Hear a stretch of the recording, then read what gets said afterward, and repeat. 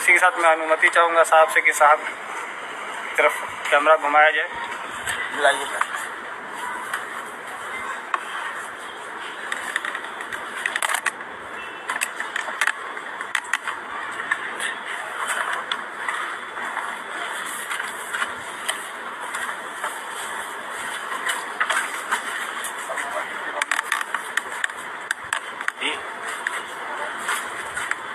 एक लंबे अरसे के बाद मैं आपके सामने, बीच में कोरोना का आतंक,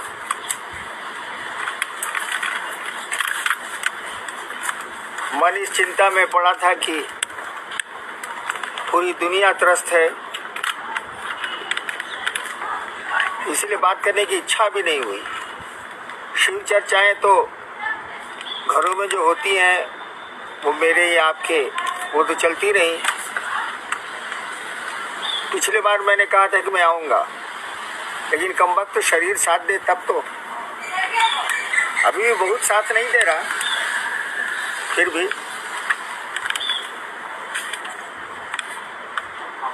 ऐसा मत समझिएगा कि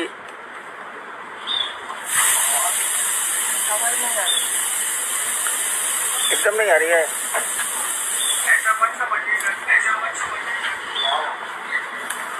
ऐसा मत समझेंगे आप कि कोरोना का संक्रमण समाप्त हो चुका है, वो है।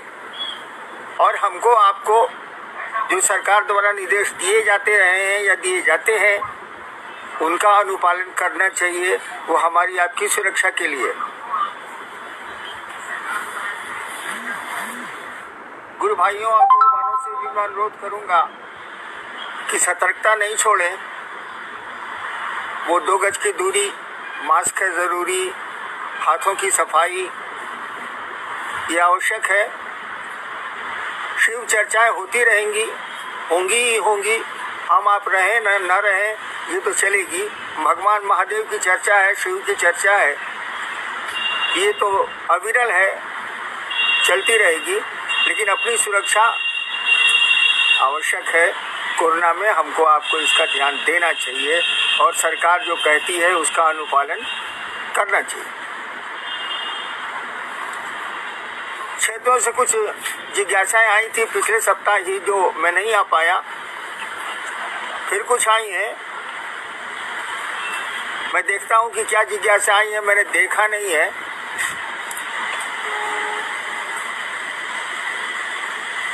क्या जिज्ञासा है, कोई पढ़िए भाई।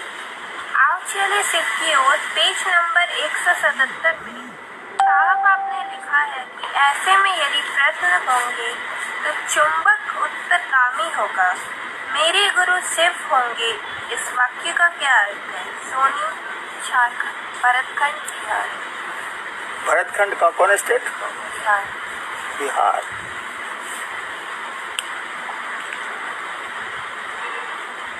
एक पुस्तक जो आई है आओ चले शिव की ओर, उससे सवाल आया है। वो जो शुरू में लिखा गया है कि छोटा सा लोहा का टुकड़ा, विश्व का सबसे भारी चुंबक वो महादेव, वो शिव, अगर खींचना चाहेगा तो उस छोटे से लोहे के टुकड़े की क्या बिसात। अब कांटा रास्ते में पड़े, पत्थर पड़े, फूल मिले, उस लोहे के टुकड़े को तो जाना ही जाना। इधर चुंबक अपनी ओर खींच रहा है तो लोहे का टुकड़ा तो जाएगा ही, लौह खंड तो जाएगा ही। वही मैंने लिखा है कि हमसे क्यों सवाल करते हो बाबू। जो महादेव ने चाहा है वो मैंने किया है, कोशिश करता हूँ कि वो चाहते हैं वो करूँ, और मेरे पास कोई उपाय भी नहीं है। वो चुंबक जब खींच रहा है और दुनिया का सबसे स्ट्रॉन्गेस्ट मैग्नेट है, सबसे मजबूत चुंबक है, तो एक मामूली सा लोहे का टुकड़ा, एक जीव, एक शिष्य क्या कर पाएगा, क्या कर सकता है। तो सवाल हमसे क्यों करते हो बाबू। अगर सवाल करना है तो चुंबक से करो, जो शिव रूपी चुंबक है शिव से करो। हमसे क्या करते हो, हम क्या जवाब देंगे। कोई अपने मन से, मैं बचपन से आज तक तो चला नहीं हूँ, किसी ने चला दिया तो मैं क्या करूँ। जब 3 सूत्र आप के अनुभव और घटनाओं पर आधारित है, तो नमः शिवाय से 108 बार प्रणाम की विधा अलग से क्यों करें? क्या स्वास्थ्य से प्रणाम और मानसिक नमन के परिणाम अलग अलग हैं? सवाल ही अटपटा है। जब 3 सूत्र आए हैं, मेरे द्वारा निरूपित हैं, तो उसी में ना तीसरा सूत्र है नमः शिवाय से अपने गुरु को प्रणाम करना। अलग से कहा है? ये जो सवाल है कि नमः शिवाय अलग से करना है, अलग से क्यों करना? उसी का खंड है, वो तीसरा सूत्र वही है। हाँ, आपका चर्चा करने को बहुत मन करता है, इसीलिए लगता है कि नमः शिवाय फालतू है, दया मांगना फालतू है। चर्चा करने में मन लगता है, उसमें मन की तुष्टि होती है, उसमें लगता है कि दूसरे बेवकूफ हैं, हम आप होशियार हैं, तभी ना हम समझा रहे। इसीलिए लगता है कि नमः शिवाय बेकार है, वो अलग से दिया हुआ। जी ना, वो तीनों सूत्रों में तीसरा सूत्र नमः शिवाय से अपने गुरु को प्रणाम करना है। और जो अपने गुरु को प्रणाम नहीं कर सकता, वह शिव का शिष्य हो ही नहीं सकता। जो अपने पिता और माँ को प्रणाम नहीं कर सकता, वह पुत्र कहलाने का अधिकार भारतीय संस्कारों में नहीं है उसको। और जहाँ तक मानसिक प्रणाम यानी माला पर प्रणाम जिसको आप कह रहे हैं, और श्वास पर प्रणाम, दोनों में थोड़ा अंतर है। माला पे अगर प्रणाम कर रहे हैं तो उसकी गिनती तय है, वो 108 बार ही होगा। माला 108 की दानों की होती है। श्वास पर गिनती नहीं है, वहाँ गिनती नहीं की जाती है। सांस आती है तो नमः जाता है, और सांस निकलती है तो शिवाय जाता है। और ये प्रणाम शिव गुरु को स्मरण करके किया जाता है। कहीं भी किया जा सकता है, खेत में भी काम करते किया जा सकता है, भोजन करते भी किया जा सकता है, नहाते भी किया जा सकता है, कहीं भी किया जा सकता है। लेकिन माला पे जब तो खेत में खुद भी चलाते नहीं हो सकता। नेक्स्ट। नमः शिवाय से प्रणाम करते समय महादेव की तस्वीर जिस पर ध्यान करते हैं वो गायब हो जाती है, तो भाव प्रणाम कैसे करें? महादेव की तस्वीर जब उनको प्रणाम करते हैं तो गायब हो जाती है। गायब महादेव की तस्वीर नहीं गायब होती है बाबू, हमारा आपका मन वहां से हट जाता है। उनकी तस्वीर कहाँ गायब होगी? वो तो कण-कण में। और आप जो कल्पना किए हुए हैं शिव की तस्वीर की, वो आपकी कल्पना ही दूसरी जगह चली जाती है, वहां ठहरती ही नहीं। और हम लोगों ने ध्यान करने को कहा भी नहीं। हम लोगों ने कहा कि अपने शिव को याद करिए और आप उनको प्रणाम कीजिए। भाव से प्रणाम का मन नहीं हुआ, दिल उनको प्रणाम करे, दिमाग नहीं, बोली नहीं, मुंह नहीं।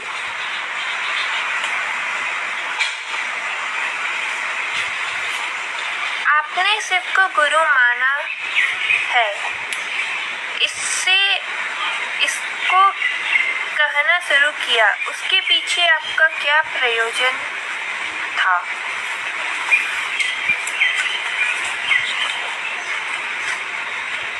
एक सवाल आया है, एक जिज्ञासा आई है। मैंने शिव को गुरु माना और कहना शुरू किया कि शिव को आप भी अपना गुरु बनाएं। इसके पीछे आपका क्या प्रयोजन था या है? देखिए, मैं अध्यात्म के क्षेत्र में बचपन से ही लगा रहा। तरह तरह के अघोरी, तरह तरह के तांत्रिक, तरह तरह के गुरु, योग की साधना भी की, स्मशान की भी साधना की, लेकिन मेरे मन लायक हासिल कुछ नहीं हुआ। मेरा मन क्या चाहता था ये हमको भी नहीं पता। बहुत सारी आकांक्षाएं, इच्छाएं आपके मन को भी पता नहीं होती हैं, जो काल क्रम में आती है। जब मैंने शिव को गुरु माना, किसी ने तो कहा नहीं था, कहीं मैंने पढ़ा नहीं था। जब मैंने शिव को गुरु माना तो पूरा अविश्वास था, कोई भरोसा नहीं था मुझको। कहा कि सभी जगह से हताशा मिली थी, निराशा मिली थी, दुख मिला था। तो हमको लगा कि शिव तो शरीर में है नहीं, वो बोलेंगे भी नहीं, तो वहां तो कोई उम्मीद है ही नहीं। लेकिन धीरे धीरे शिव को गुरु मानने के बाद धीरे धीरे जो परिणाम आने शुरू हुए, 6 साल बीता, 74 में 1974 में 74 में मैंने शिव को गुरु माना और आया 1980 का साल। मैंने इक्का दुक्का लोगों को कहना शुरू किया। पहले तो कहना शुरू किया कि नमः शिवाय से करिए,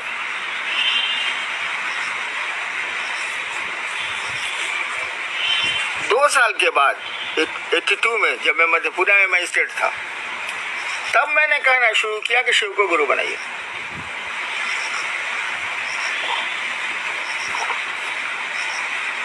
मैंने कहा कि शिव को गुरु बनाने की जरूरत नहीं, वो तो गुरु है, अपना गुरु बनाइए, यानी आप शिष्य बनिए। बड़ी कठिनाई हुई, बहुत परेशानियां हुई, लेकिन मैं बढ़ता गया। उन परेशानियों, उन तलखियों, उन व्यंग्य शब्दों के बावजूद मुझको लगा कि शिव कमाल के गुरु हैं, जो शरीरधारी गुरुओं से भी ज्यादा नजदीक है, ज्यादा बढ़िया से समझा सकते हैं। वो मध्य रात्रि को भी समझा सकते हैं, बिछौने पर भी समझा सकते हैं, कहीं भी समझा सकते हैं। केवल आपको शिष्य बनने का भाव देना होगा। मुझको लगा कि ये कमाल के गुरु, क्यों नहीं लोगों के दिल में शिव को बसाया जाए। और उसी सिलसिले में अब तक मैं काम कर रहा हूं कि लोगों की धड़कनों में शिव बसे, वो गुरु बसे, ताकि उनका जीवन भी सुंदर हो जाए, सुखमय हो जाए, शिवमय हो जाए। उनकी भी इच्छाएं, आकांक्षाएं या उनका जो व्यवहार है वो थोड़ा शिव के अनुरूप लगे। ऐसा नहीं कि वो एकदम स्वार्थ में जी रहे हैं, किसी से कोई मतलब नहीं है, पड़ोसी बीमार है तब भी आप चैन से हैं, ये छूटे। क्या शिव तो सर्वहित में काम करता है, वो तो सर्वमय है, इसीलिए सर्वहित में काम करता है। मैंने इस काम को शुरू किया, धीरे धीरे संख्या बढ़ती गई और जैसे जैसे बढ़ी मैंने देखा कि लोग शिव से नहीं जोड़ रहे, शिव चर्चाएं जरूर कर रहे हैं, खूब कर रहे हैं। शिव चर्चा रोक दी गई है अभी कोरोना में, तो लगता है कि मैं अकेले में मिल जाऊं तो ये लोग मुझको मारेंगे। काहे रोक दिया? एक आदमी ने तो मुझको सासाराम से फोन किया कि आप होते कौन है शिव चर्चा रोकने वाले। यानी कहने का मानी चर्चा का ये आकर्षण। अगर कहीं चर्चा है और मैं कैंसिल कर दूं उसको तो बहुत बवाल होता है। बहुत प्रिय मेरे लोग अब मुझको अप्रिय नजरों से देखते हैं। यानी चर्चा का आकर्षण बहुत है, क्योंकि उससे सम्मान भी लोगों को मिलता है, सुविधा चाहे तो सुविधा भी मिलती है, अयासी चाहे तो भीड़ है तो पैसे भी मिलते हैं। और धीरे धीरे महादेव का महत्व घटने लगा, करीब करीब घट चुका है। कुछ ही लोग बचे हैं जो शिव से लोगों को जोड़ रहे हैं। अमूमन लोग जो 20 साल 25 साल से हैं, अमूमन वे लोग अपने से लोगों को जोड़ रहे हैं ताकि उनका क्षेत्र बढ़े, उनका वर्चस्व बढ़े, उनको सुविधाएं मिल पाए, उनको सम्मान मिल पाए। बाकी जो आप समझते हैं समझिए। अपने तो मेरे लिए बहुत दुख का कारण था ये कि हम काम शुरू किया था शिव से लोगों को जोड़ने के लिए, शिव लोगों के दिल में धड़के ये सोच के मैंने काम शुरू किया था। और ये हो क्या रहा? जो है सो अपनी डफली अपना राग गा रहा है। बहुत क्षेत्रों में देखिएगा उस आदमी से बिना पूछे उसके क्षेत्र में आप जा नहीं सकते, क्या उसका राज चलता है, उसका वर्चस्व चलता है, उसका कंट्रोल चलता है।